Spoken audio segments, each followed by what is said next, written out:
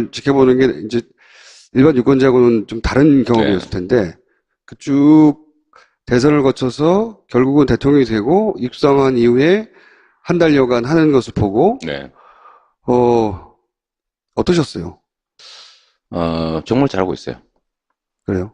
정말로 잘하고 계시고, 내가 저렇게 하려고 그랬는데, 뭐 이런 것도 있고요. 내 거 베꼈네? 뭐 이런 거. 예. 그런 게 있어요. 근데, 그거보다도 생각 못한 이상으로 잘하고 있다는 생각이 들어요. 어떤 점, 좀 구체적으로? 섬세하다는 거. 섬세하다? 네, 그러니까 사람들의 감성을 존중하는 것 같아요. 그렇죠. 이 권력자들은 원래 이게 일방적이거든요. 그래도 되니까. 그래도 되니까. 편하고, 또 재밌고. 근데, 재밌고. 그걸 하지 말아야 되거든요. 그렇죠. 네. 그게 절제잖아요. 그걸 하시는 것 같아요. 근데 그게 모든 걸 상징하는 게 있죠. 마음이거든요, 그게. 원래 작은 데서 진심이 드러나잖아요. 큰 일은 누구나 하거든요. 작은 거, 배려. 그 다음에 이 섬세함, 그런 측면에서는, 정말 대단한 분이라는 생각이 들죠. 함부로 하지 않고, 권력을 함부로 휘두르지 않고, 뭐, 그러면서도 또 자기 할 거 다 하고, 또 지금은, 아직은 사실 초입이죠. 겨우 뭐 한 달 열흘 지났어요. 그럼요. 이게, 뭐, 경기로 치면은, 지금 그 라카룸에서 신발끈 메고 있는 상태예요.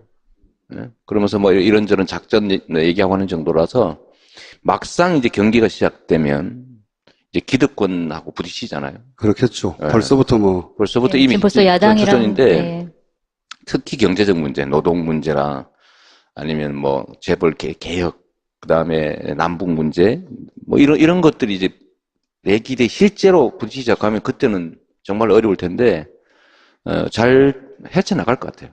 잘 헤쳐나갈 것 같고, 그래서 저도 사실은 뭐 이 문재인 정부가 성공해야 저도 살아남으니까.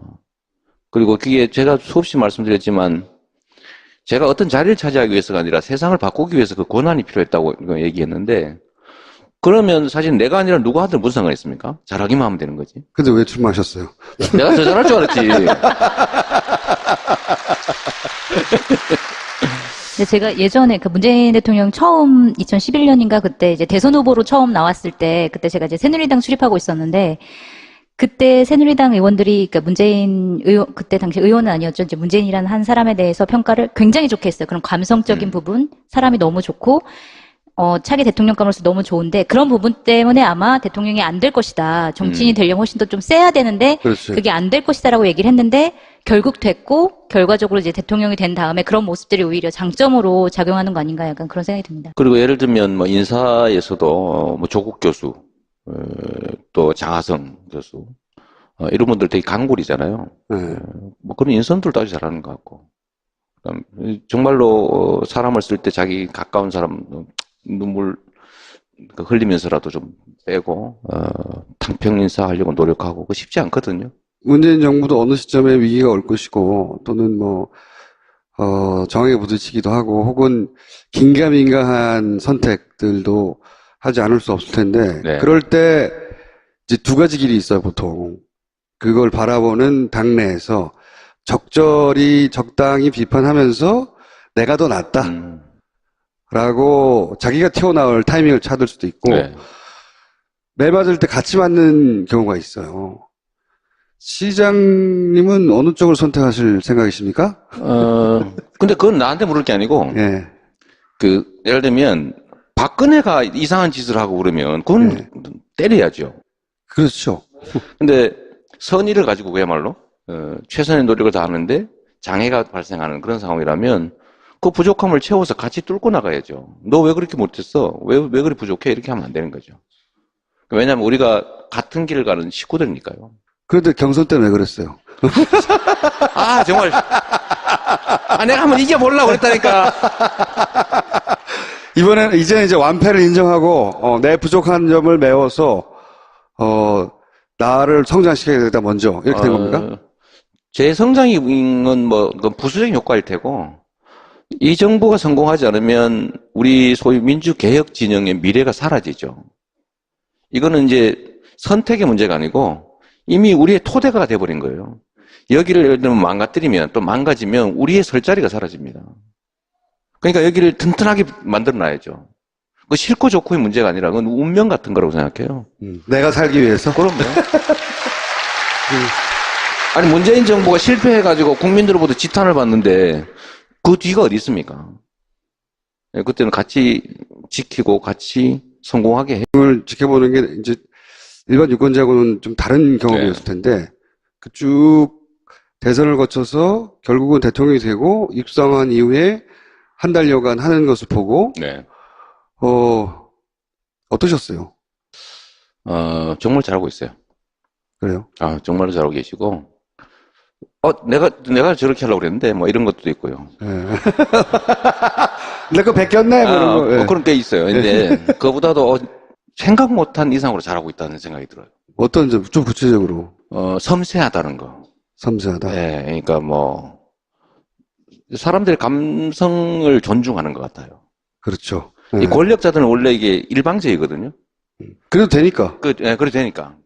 편하고, 또 재밌고. 근데, 재밌고. 그걸 하지 말아야 되거든요. 그렇죠. 예. 그게 절제잖아요. 그걸 하시는 것 같아요. 근데 그게 모든 걸 상징하는 게 있죠. 마음이거든요, 그게.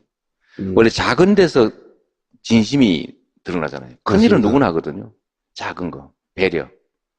그 다음에 이 섬세함, 그런 측면에서는, 정말 대단한 분이라는 생각이 들죠. 함부로 하지 않고, 권력을 함부로 휘두르지 않고, 뭐, 그러면서도 또 자기 할 거 다 하고, 또 지금은, 아직은 사실 초입이죠. 겨우 뭐 한 달 열흘 지났어요. 그럼요. 이게, 뭐, 경기로 치면은, 지금 그 라카롬에서, 그러면 사실 내가 아니라 누가 하든 무슨 상관이 있습니까? 잘하기만 하면 되는 거지. 근데 왜 출마하셨어요? 내가 더 잘할 줄 알았지.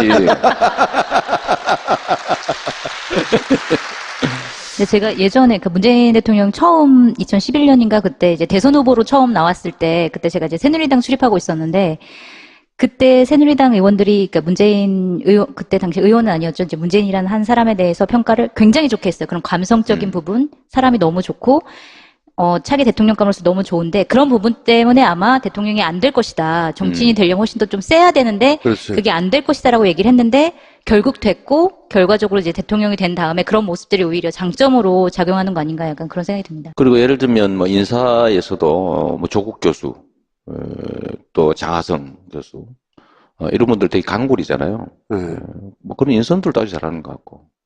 그다음 정말로 사람을 쓸 때 자기 가까운 사람 눈물 흘리면서라도 좀 빼고 당평 인사하려고 노력하고 그거 쉽지 않거든요.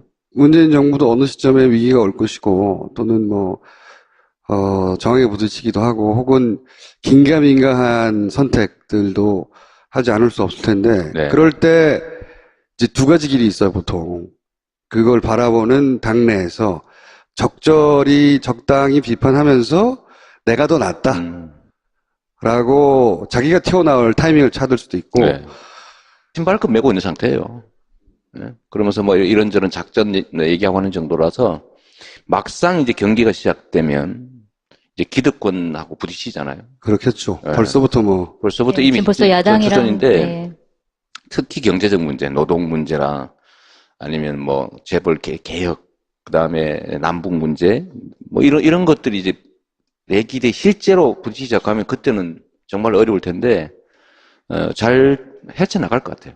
잘 헤쳐나갈 것 같고 그래서 저도 사실은 뭐 이 문재인 정부가 성공해야 저도 살아남으니까 그리고 그게 제가 수없이 말씀드렸지만 제가 어떤 자리를 차지하기 위해서가 아니라 세상을 바꾸기 위해서 그 권한이 필요했다고 얘기했는데